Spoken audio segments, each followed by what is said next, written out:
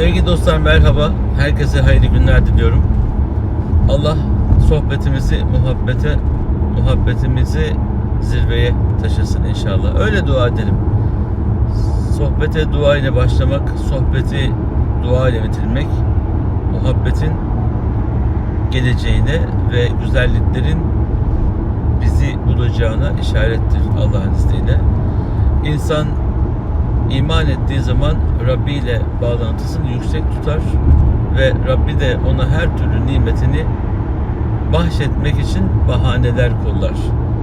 Dolayısıyla imanımızı yüksek tutmak demek, Yaradan'la bağlantımızı güçlü tutup Yaradan'ın bizim üzerimizdeki tesirini, bizim üzerimizdeki gücünü tesis etmesi, yaşatması, var etmesi ve bizi koruyup kollaması adına son derece önemlidir. Sevgili dostlar, günahlarda ısrar etmek, hatalarda ısrar etmek, yanlış bildiğimiz hallerde ısrar etmek, doğru zannediyoruz ama yanlış şeyler. Dolayısıyla bu ısrarın doğrularında devam edelim ama doğru bildiğimiz yanlışlarda ısrar etmeyelim. İnsanları davet etmede nezaketle tekrarlayalım ama ısrar etmeyelim. İnsanları evimize davet ettiğimizde, evimizde misafir ederken, ağırlarken onları hoşnutlukla ağırlamak güzeldir. Ama onları memnun edeceğiz derken üst üste hadi akşam yemeğe çıkaralım, hadi sabah alışverişe gidelim, hadi şöyle, hadi böyle, hadi şöyle, hadi böyle yapalım derken bizim için işlerini, güçlerini dondurdular. Her türlü şeye katlandılar. Allah razı olsun deyip teşekkür edeceklerini ve dua edeceklerini düşünürken aslında misafir olan aileye nasıl bir yük verdiğimizin farkında olmuyoruz. Bu aile bize geldiğinde biz aynısını yapamayacağız. Mahcup olacağız. Müsaade isteyelim bir bahaneyle, bu evden gidelim deme mecburiyetinde bırakırız insanları. Bir tüy misali, ne kendine ne de başkasına yük olacaksın kıymetli dost, güzel insanlar. Bir defa İstanbul'da oturuyorsanız, Ankara'da oturuyorsanız başkasının evinde misafir olarak kalmak kendinize de yük, aileye de yük. Misafir olduğunuz evde nasıl duş alacaksınız? Elbiselerinizi nereye koyacaksınız? Yurt dışına gitmişsiniz, misafirliktesiniz. Bir hafta 10 gün bir evde kalınmaz ki. Otele gider yerleşirsiniz. Paranız yoksa çıkmazsınız. Ama İstanbul'a geldiniz ve gidecek yeriniz yok, paranız da yok. Evin içinde çoluğu çocuğu olan var, yaşlısı genci olan var. Size uygun yatak ayarlayamayacak insanlar var. Evler küçüldü. Efendim eskiden gelirdik, bir ay kalırdık. O eskidendi, yokluk zamanıydı. Herkesin ona göre ev hayatı, hayat planlaması vardı. Bugün okuyan bir çocuk evde rahat hareket edemezse onun ders planlamasını alt üst edersiniz. Akşamleyin evinde işiyle alakalı çalışmalarını yapacak bir beyefendi evde misafir var diye sizin yüzünüzden eğer işine devam edemiyor, akademik çalışmasını yapamıyor, yaptıramıyorsa o eve yük olursunuz. Halden anlayacaksınız. Hayati bir dönem, cenaze ve bunun gibi ailenin çok ciddi kayıpları, çok büyük sıkıntıları varken intihara teşebbüs edecekse yanından ayrılmayın, haklısınız. Ama böyle bir şey yoksa insanların evlerine gidip günlerce, haftalarca kalmak, hatta insanların evlerine habersiz merhaba biz geldik demek ve o evde durup dururken 3-5 gün kalacağınızı ima etmek, o evin bütün düzenini alt üst etmek demektir. Yapmayın. Her evin bir hali vardır. Her düzenin insanı vardır. Üzmeyin kendinizi ve dostunuzu. Dostum çok sever beni diyerek evinde günlerce kalma lüksünüz yoktur. Maalesef. Bu kültürü biz geçen yüzyıllardan almış olabiliriz. O günlerde ev sayısı azdı. misafirin kalması hayatın olağan akışındaydı.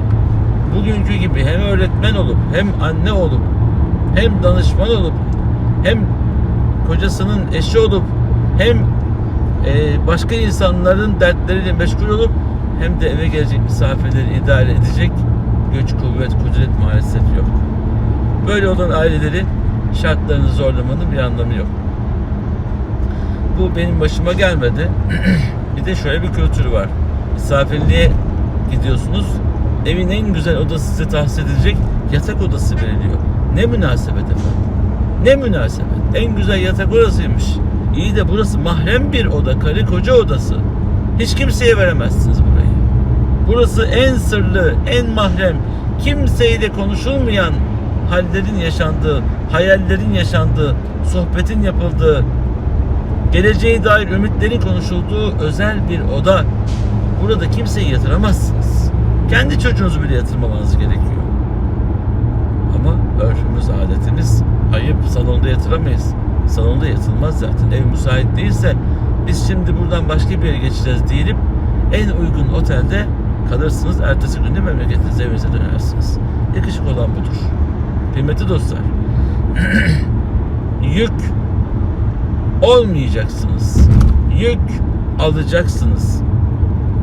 Sizin için çok güzel bir otel koordine ettik. Rahat istirahat edesiniz diye.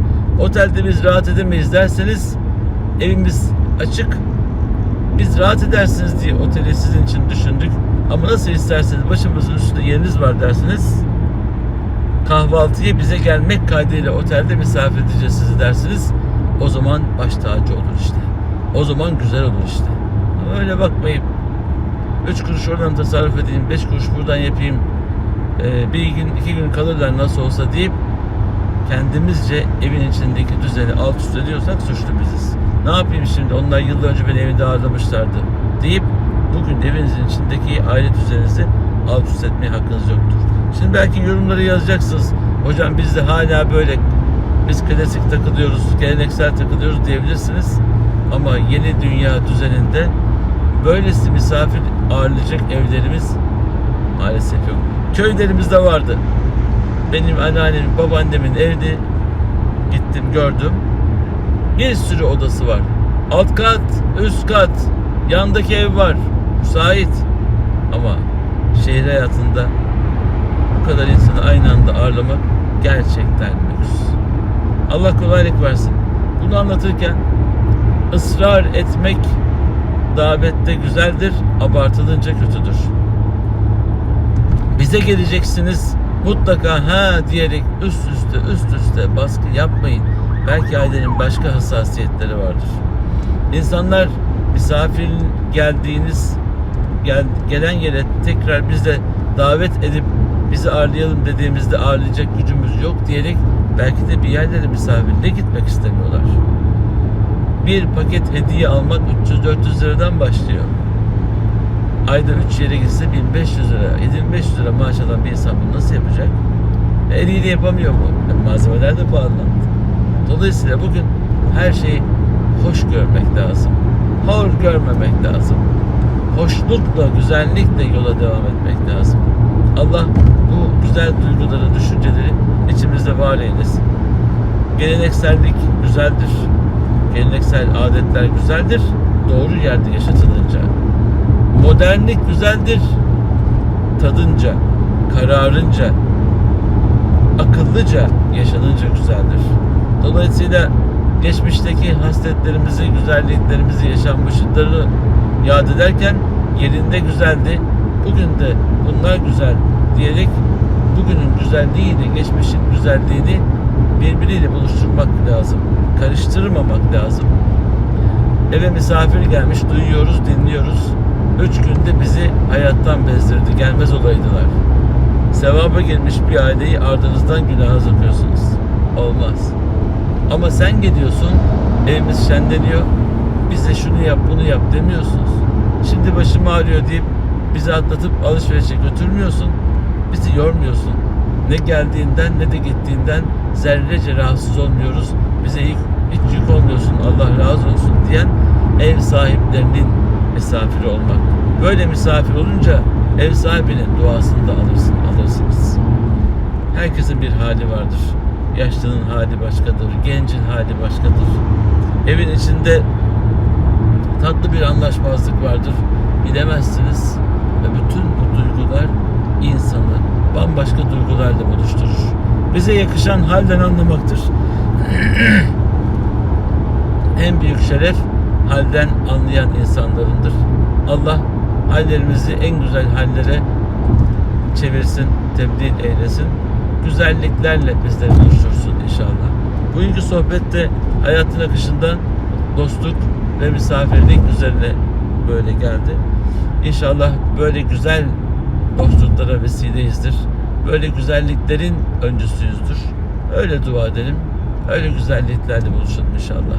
Herkesin ve her şeyin sahibi Yüce Rahman'a emanet olun. Allah'a ısmarladık.